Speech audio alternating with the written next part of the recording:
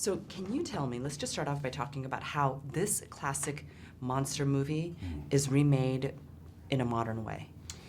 Well, I think Leigh has done something kind of incredible with the movie because it's property that we've known about for sort of 80, 90 years, and the fact that he's taken it and he's written a story that's based in reality. He's grounded the story into something, so we no longer have the Invisible Man as this fantastical kind of monster. He's this real life living monster, and so I think it's incredible what he's done with the movie, and the fact that he's centered the story around domestic abuse, and that's what he's talking about, and talking about, you know, how women are not believed.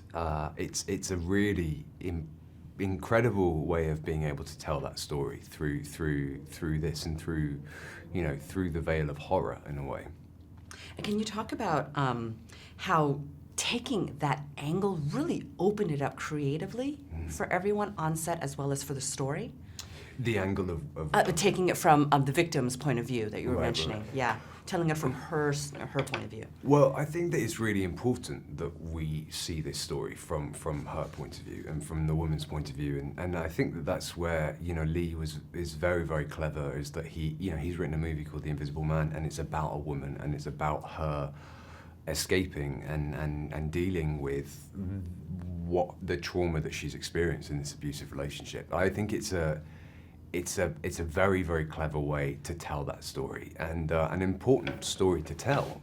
The kind of crazy thing with the research that Lizzie and I were doing over this, because we felt a certain amount of responsibility to tell this story as sort of honestly as we could, seeing as it's so grounded in reality, and unfortunately it is the reality for a lot of women and men as well. And so it was quite the experience kind of delving into that world and reading articles and seeing what people had experienced in these relationships. So we felt the need to make that as truthful as possible. That's awesome. Now, you got the chance to read the script from beginning to end before you signed on. What was it about that script that made you say, I have to be a part of this movie?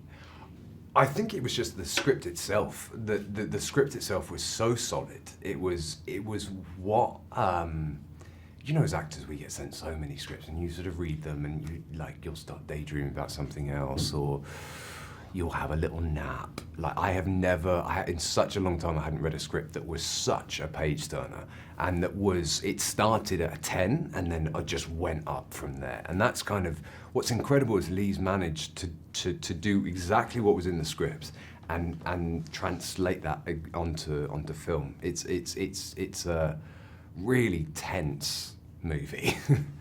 It really is, and what's interesting is your voice now can inspire all of this uneasiness in people.